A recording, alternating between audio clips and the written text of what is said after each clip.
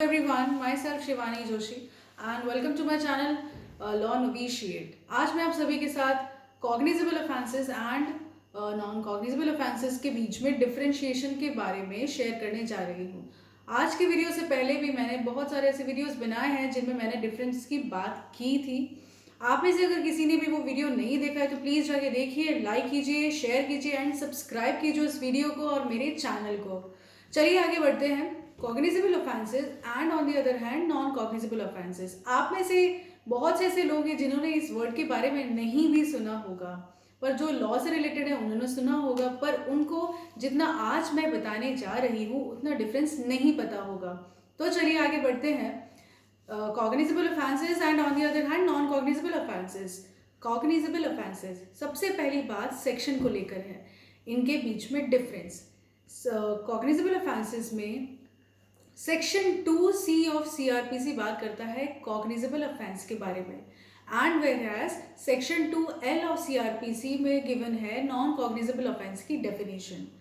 Second differentiation दोनों के बीच में ये है कि कॉग्निजेबल ऑफेंसेस मतलब वो सभी ऑफेंसेस होते हैं जिनमें police officer has the authority to arrest without warrant according to first schedule or under any other law for the timing in force।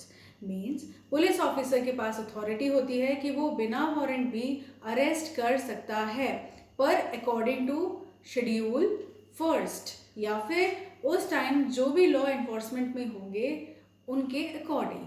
But on the other hand, in case of non-cognizable offences, police officer does not have that authority to arrest without warrant। Third differentiation in दोनों के बीच में ये है कि cognizable cases में the police officer can take cognizance for arrest without the permission और order from the magistrate, मतलब बिना मजिस्ट्रेट की परमिशन के भी या ऑर्डर के बिना भी पुलिस ऑफिसर अरेस्ट कर सकता है। पर नॉन कॉग्निजेबल के केसेस में पुलिस ऑफिसर बिना परमिशन के या बिना ऑर्डर के अरेस्ट नहीं कर सकता। देन कम्स नेक्स्ट, अगर दो या दो से ज़्यादा ऑफेंसेस में, मतलब मैं बात कर रही हूँ कॉग्निजेबल केसेस की, अगर दो या दो से ज़्यादा ऑफेंसेस हैं और अगर उनमें से एक ऑफेंस भी कॉग्निजेबल ऑफेंस है तो पूरा केस कॉग्निजेबल केस कहलाया जाता है, पर नॉन कॉग्निजेबल के केसेस में ऐसा नहीं होता है।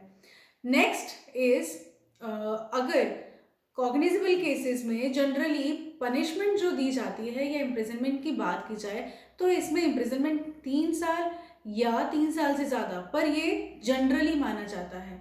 In case of non cognizable cases में पनिशमेंट या imprisonment generally less than 3 years माना जाता है। कॉग्निजेबल केसेस में FIR या कंप्लेंट की जाती है, पर नॉन कॉग्निजेबल केसेस में सिर्फ कंप्लेंट की जाती है। नेक्स्ट इज, कॉग्निजेबल केसेस में वारंट ट्रायल होती है, but warrant trial on the police report, and on the other hand non cognizable cases में warrant trial other than police report. वापस फटाफट एक रिकैप लेते हैं डिफरेंशिएशन का between cognizable and non cognizable offences. First difference in दोनों के बीच में ये है कि cognizable cases has been mentioned under section 2C of CRPC, whereas section 2L talks about non-cognizable offenses। Second, talks about the meaning of cognizable offenses, which is where the police officer has the authority to arrest without warrant according to first schedule of CRPC or under any other law for the timing in force, whereas in case of non-cognizable offenses, the police officer does not have the authority to arrest without warrant। Third differentiation between cognizable offenses and non-cognizable offenses, that in case of cognizable offense, the police officer can take cognizance for arrest without the permission or order from the magistrate. But on the other hand, in case of non-cognizable offenses, the police officer cannot take cognizance for arrest without the permission or order from the magistrate।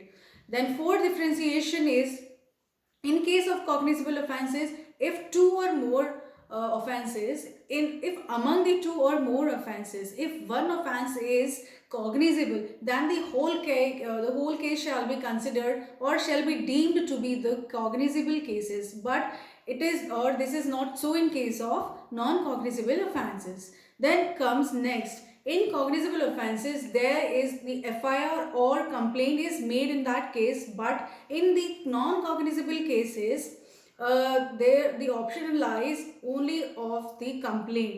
मतलब cognizable offences में FIR या फिर complaint की जाती है, but in cognizable non cognizable cases में सिर्फ complaint की जाती है. कॉग्निजेबल ऑफेंसेस में there exist the trial, warrant trial, okay, on the basis of police report, but in case of non cognizable offenses, warrant trial other than the police report. I hope आप सभी को मेरा video समझ में आया होगा, पसंद आया होगा, और अगर आप चाहते हैं कि मैं इसी से रिलेटेड या कह सकते हैं कि कॉग्निजेबल और नॉन कॉग्निजेबल ऑफेंसेस के बारे में मैं डिटेल से और समझा सकूं या समझाऊं, तो प्लीज़ आप मेरे वीडियो को लाइक कीजिए, शेयर कीजिए, सब्सक्राइब कीजिए. और आपको अगर नहीं समझ में आया है कोई भी डिफ्रेंशिएशन, तो प्लीज़ आप मुझसे कमेंट बॉक्स में ज़रूर पूछिए और मैं उस क्वेश्चन का प्रॉपरली रिप्लाई दूंगी. And thank you so much.